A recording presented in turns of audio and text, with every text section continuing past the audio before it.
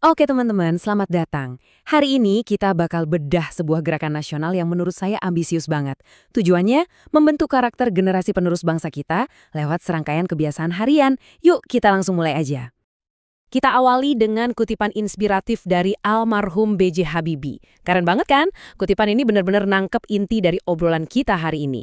Gimana tindakan-tindakan kecil yang konsisten, ya contohnya kayak bangun pagi, ternyata bisa jadi fondasi buat kesuksesan yang besar. Nah, ini dia pertanyaan utamanya. Gimana sih caranya sebuah bangsa membangun masa depan yang gemilang? Dan gimana kalau jawabannya itu ternyata bukan di proyek-proyek raksasa, tapi justru ada di tindakan-tindakan kecil dan konsisten yang dilakuin sama anak-anak kita setiap hari. Oke, jadi dari mana sih semua ide ini datangnya? Biar kita ngerti, kita perlu mundur sedikit dan lihat visi besar nasional yang jadi landasan dari seluruh gerakan ini.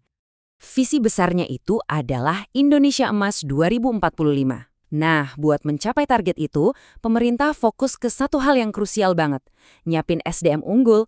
Ini bukan cuma soal pinter di atas kertas ya, tapi juga soal ngebentuk karakter yang kuat. Dan itu semua dimulai dari kecil. Terus kenapa sih fokusnya harus ke kebiasaan? Ya karena kebiasaan itu ibaratnya kayak batu bata yang ngebangun karakter kita. Hal-hal kecil yang kita lakuin setiap hari, yang lama-lama jadi otomatis, itulah yang akhirnya ngebentuk siapa diri kita. Poin pentingnya, karakter itu nggak dibangun dalam semalam, tapi lewat pengulangan terus-menerus. Nah, yang bikin ini makin menarik, ternyata semua ini ada dasar ilmiahnya loh. Gerakan ini tuh ngambil inspirasi dari prinsip-prinsip psikologi modern. Mau itu dari bukunya Charles Duhigg soal siklus pemicu rutinitas ganjaran, atau dari James Clear dengan aturan 1%, idenya sama. Perubahan kecil yang konsisten itu adalah kunci buat transformasi jangka panjang. Oke, sekarang kita masuk ke intinya. Jadi, apa aja sih 7 kebiasaan spesifik yang dirancang buat ngebangun karakter yang utuh ini? Ini dia, blueprint-nya. Ada 7 pilar yang dianggap fundamental buat pengembangan pribadi.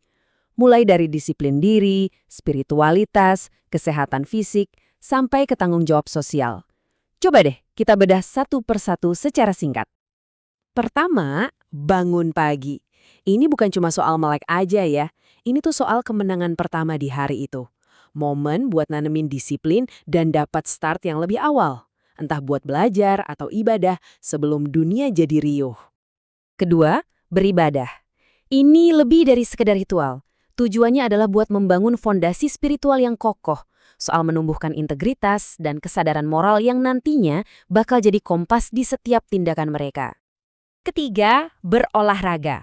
Gerakan ini benar-benar menekankan hubungan antara badan yang sehat dan pikiran yang sehat. Dengan ngebiasain berat badan, anak-anak nggak cuma jadi bugar, tapi juga bisa ngelepasin stres dan ningkatin fokus mereka di kelas. Keempat, makan sehat dan bergizi. Ini ibaratnya bensin buat otak. Nutrisi yang benar itu ngaruh langsung ke energi, konsentrasi, dan kemampuan buat nyerap pelajaran. Jadi ini tuh investasi harian buat kecerdasan mereka. Kelima, gemar belajar. Ini bukan soal menghafal mati ya, tapi soal menumbuhkan rasa penasaran. Dengan bikin belajar jadi sesuatu yang menyenangkan, harapannya bisa tercipta generasi yang adaptif dan mau belajar hal baru seumur hidupnya. Keenam, bermasyarakat. Kebiasaan ini ngajarin kalau sukses itu nggak bisa sendirian. Dengan berinteraksi sama lingkungan sekitar, anak-anak belajar empati, tanggung jawab sosial, dan yang paling penting, cara kerjasama dalam tim. Sebuah skill yang vital banget buat masa depan. Dan yang terakhir, tidur cepat. Ini kayak tombol reset. Istirahat yang cukup itu bukan males-malesan, tapi justru proses penting buat otak nge-review apa yang udah dipelajarin dan buat badan ngumpulin energi lagi. Biar besok siap memulai siklus kebiasaan baik ini dari awal. Oke, jadi idenya bagus. Tapi gimana cara mubah semua ini jadi tindakan nyata di lapangan? Nah, bagian selanjutnya ini nunjukin gimana sekolah jadi ujung tombak dari implementasinya. Kuncinya adalah pendekatan dua arah alias kerja tim. Di satu sisi ada guru yang jadi motivator di garis depan, ngasih contoh langsung. Nah, di sisi lain ada sekolahnya yang nyiptain sistem pendukung, mulai dari bikin kebijakan sampai nyediain fasilitas. Ini baru namanya kemitraan. Nah, ini mungkin bagian yang paling inovatif. Gimana coba caranya kita ngelacak sesuatu yang abstrak banget kayak pembentukan karakter? Ternyata ada sistemnya loh. Jawabannya adalah catatan harian. Sebuah buku catatan yang kelihatannya simpel, tapi jadi alat utama buat akuntabilitas, refleksi diri, dan pemantauan buat siswa setiap harinya. Prosesnya itu terstruktur banget. Tiap hari, si anak nyatet, terus guru sama orang tua ngecek dan paraf. Ini nyiptain lingkaran umpan balik yang ngelibatin 3 pihak, siswa, sekolah, dan rumah. Nanti di akhir bulan datanya direkap. Keren kan? Dan ini dia targetnya, seorang siswa dianggap sudah terbiasa kalau dia ngelakuin satu kebiasaan minimal di 2/3 dari total hari dalam sebulan. Jadi targetnya itu terukur dan realistis. Biar anak-anaknya tetap semangat, sistem ini pinter banget pakai elemen gamifikasi. Mungkin cuma stiker atau stempel khusus, kedengerannya sepele ya, tapi ini bisa jadi hadiah kecil yang efektif banget buat ngebangun konsistensi.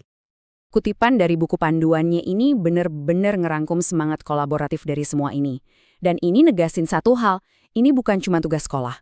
Ini tuh kerja gotong royong yang butuh keterlibatan semua pihak. Jadi kita balik lagi ke pertanyaan besar di awal.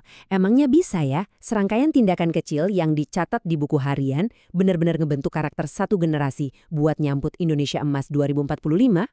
Yah, itulah ambisinya. Dan dampaknya baru akan kita lihat di masa depan.